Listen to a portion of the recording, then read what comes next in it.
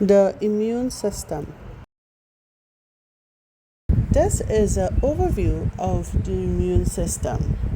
The immune system is a complex network of cells, tissues, and organs that work together to defend the body against harmful invaders like bacteria, viruses, and other pathogens. It is broadly divided into two major types of immunity: innate immunity and adaptive immunity. These systems work in tandem to protect the body, with each having unique mechanism and characteristics. Adaptive immunity is a more specific, slower response to pathogens, which is activated after the initial innate immune response. This system develops over time as the body is exposed to different pathogens, leading to the formation of immunological memory that provides long-term protection. Adaptive immunity recognizes specific antigens, molecules present in pathogens. Once an antigen is encountered, adaptive immunity remembers it, leading to faster and more effective responses upon subsequent exposure to the same pathogen. Components of adaptive immunity are T cells, CD4 plus cells, also known as helper T cells, CD8 plus cells, B cells, which compose of plasma cells, memory B cells, and antibodies. Adaptive immunity typically takes longer to develop than innate immunity, often taking days to weeks, but its ability to recognize and respond to specific pathogens is much more effective. Innate immunity is the body's first line of defense and provides a rapid, non-specific response to pathogens. It is present from birth and is not specific to any particular pathogen, meaning it provides general protection against a wide range of microbes. Innate immunity does not recognize specific pathogens but reacts to common patterns found in a wide variety of microbes. The response is fast, typically within an hour of infection. Innate immunity is crucial because it provides the immediate defense until the adaptive immune system can respond more specifically. Here we have the interaction between innate and adaptive immunity. While innate immunity provides the first line of defense, adaptive immunity takes over to mount a targeted and long-lasting response. The two systems are interdependent. Innate immunity cells help activate the adaptive immunity system by presenting antigens to T cells and producing cytokines that influence the adaptive immune response. Adaptive immunity can also enhance innate immune functions, as antibodies can enhance phagocytosis and activate the complement system. Two cells these two have in common with natural killer T cell, also called the killer cell. The key components of the immune system. The immune system is made up of key components that can be grouped into cell, organs, and tissue. These parts work together to defend the body against harmful invasions such as bacteria, virus, and parasite. Each component has a special role in identifying, attacking, and recognizing pathogens to keep the body healthy and protected. Cells. There are two types of leukocytes or white cells. Lymphocytes. Lymphocytes play a key role in helping the body recognize and remember past invasion in case they return. They are first protected in the bone marrow. Some remain there and develop into B lymphocytes, while others move to the thymus and become T lymphocytes. Each type of lymphocyte has its own special function in the immune system. B lymphocytes, T lymphocytes, and a natural killer. The B lymphocytes protect antibodies and help alarm the T lymphocytes. The T lymphocytes destroy compromised cells in the body and helps aim other leukocytes. Last but not least, the natural killer cell are also lymphocytes. Cells recognize and destroy cells that contains a virus. Phagocytes. These cells surround and absorb pathogens and break them down, effectively eating them. They are neutrophils, macrophages, dendritic cells, monocytes, and mast cells. Sorry if I'm pronouncing them wrong. Neutrophils, also called granulocytes, they are the first response to inflammation. They quickly attack and kill invading pathogen, but often die in the process. Macrophages. These cells act as a cleanup crew. They remove pathogens, dead, dead neutrophils, and other debris left behind after the immune response. Dendritic cells. They play a key role in activating the immune system. They capture and prevent microbes to the other systems, helping to initiate a target response. Monocytes, found in the blood. These cells can develop into either macrophages or dendritic cells, depending on what the body needs. Mast cells. These are responsible for detecting antigens and triggering any immune response, often by releasing chemicals like histidine that contribute to inflammation. Organs. The immune system organs include the bone marrow and the thymus, known as the primary lymphoid organ, where immune cells are produced and mature.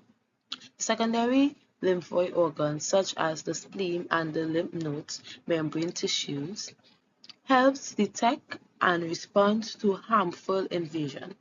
These organs play a vital role in starting and controlling immune response, helping to defend the body against infection. Primary lymphoid organs. The bone marrow produce all immune cells, including T cell and B cells. Thymus sets whether the T cell mature and learn to record foreign antigen. Secondary lymphoid organs. The spleen. It filters blood and plays a crucial role in the body defense against infection. It stores white blood cells and antibodies and removes all damaged red blood cells. Last but not least, the lymph nodes. They act as a gathering point for immune cells, where the body starts and controls its immune response. Tissues. Immune system tissues are group of cells that helps detect and fight harmful invasions. Key types include lymphoid tissues and skin mucous membranes, which plays a vital role in protecting the body from diseases. There are the lymphoid tissue and skin mucous membrane. The lymphoid tissue are found in the organs and mucous membrane. The skin and mucous membrane, first line of defense, is a physical barrier and a immune response. system defends the body against harmful invaders like viruses and bacteria. It operates through four key stages: recognition, response, elimination, and memory. During recognition, immune cells identify foreign substances by detecting antigens, a unique surface markers found on pathogens. Dendritic cells and macrophages are crucial here. They capture invaders and signal other parts of the immune system to take action. Once the immune system identifies a threat, helper T cells in the releasing signal molecules called cytokines, which guide and activate other immune cells.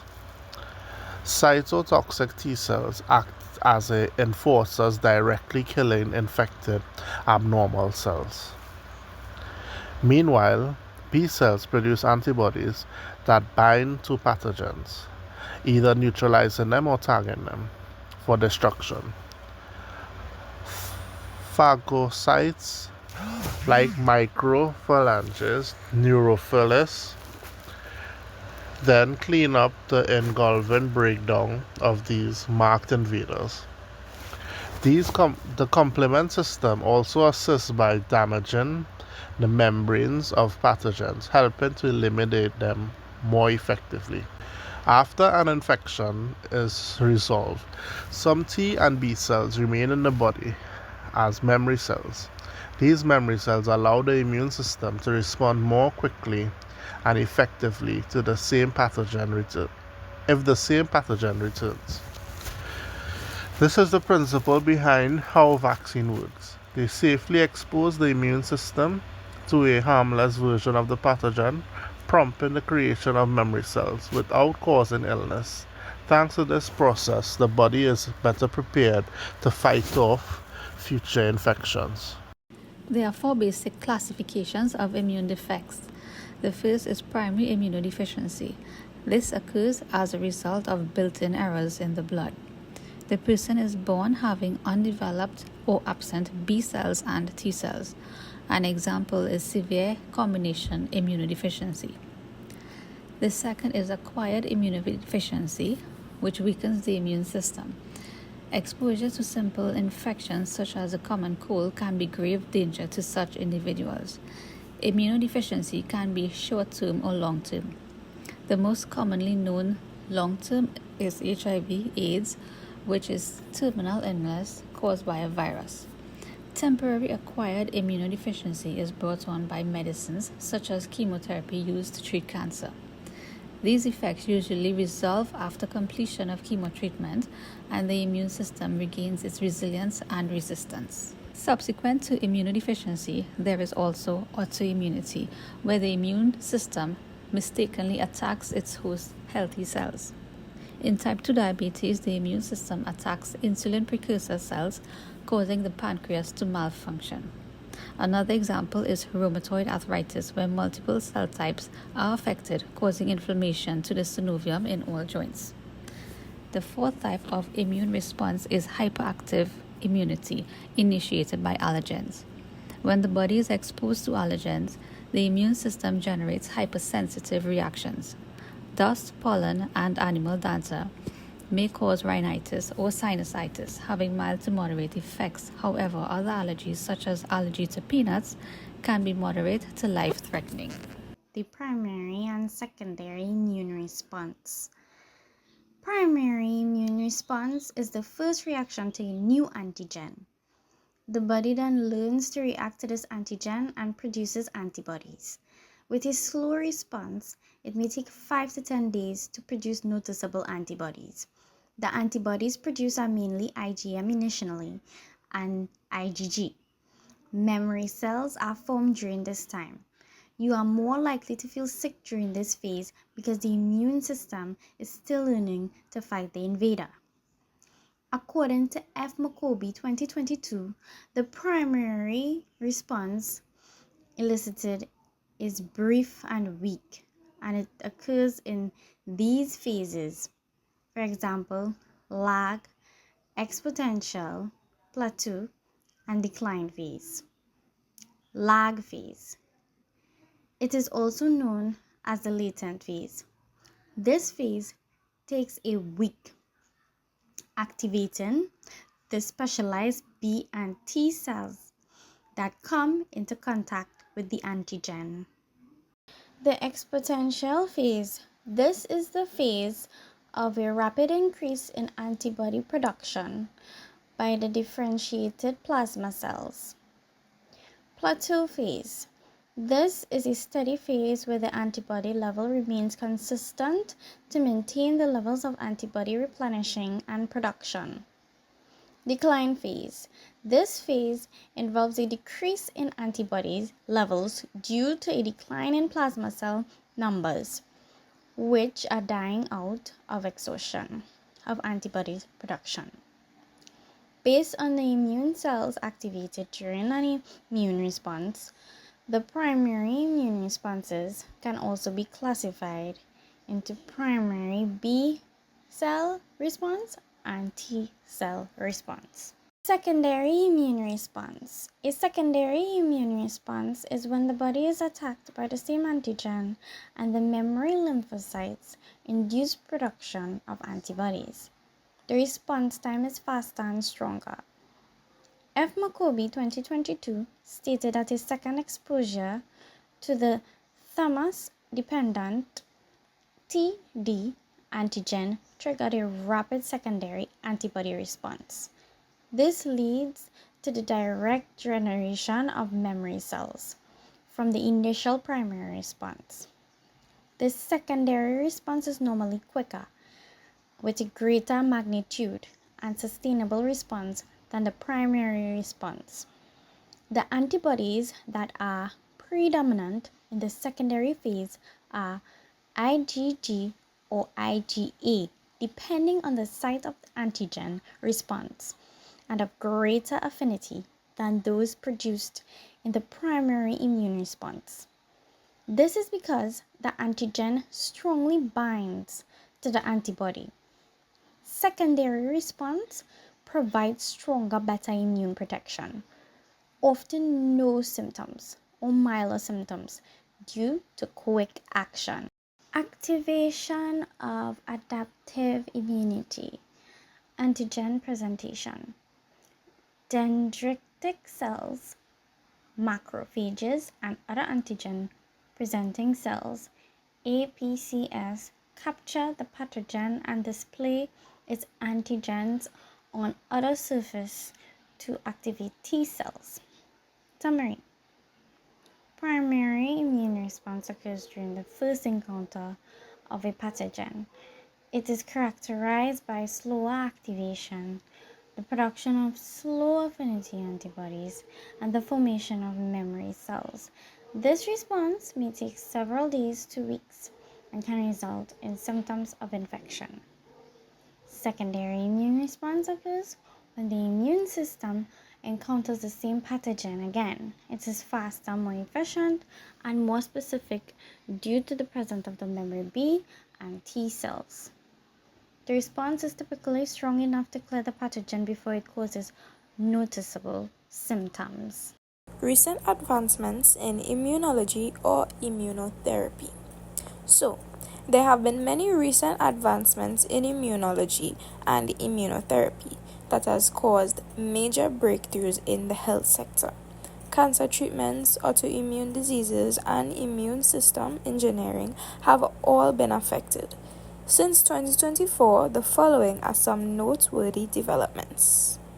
Cancer immunotherapy, personalized mRNA cancer vaccines. Personalized mRNA cancer vaccines is a vaccine that can train a patient's immune system to find and attack their cancer cells. Checkpoint inhibitors and CAR T cell therapy. These are two different types of immunotherapy that fight cancer. Checkpoint inhibitors work to release the immune system T cells to attack cancer cells. CAR T cell, however, works to genetically engineer immune cells to hunt and attack cancer. Bispecific antibodies targeting PD-1 or PD-L1. Bispecific antibodies are engineered molecules that come together to make two different targets simultaneously. They are new drugs that can block PD-1 and PD-L1 all together.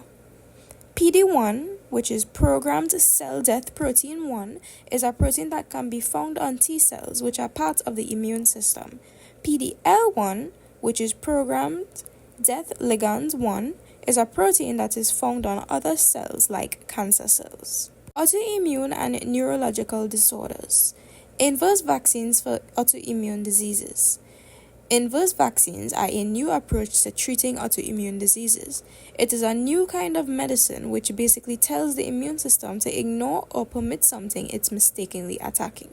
Neuroimmune interactions in the gut. Neuroimmune interactions in the gut is a communication between the nervous system and the immune system and how it works together inside of the digestive system to keep the body healthy. Scientists have recently developed this advancement and is changing the way we understand and treat diseases. Technological innovations in immunology. Helix Fold Multimer is a computer tool that can help scientists to tell in advance how antibodies and antigens interact with each other. It also helps scientists to predict the 3D shape of an antibody and how it will connect to an antigen.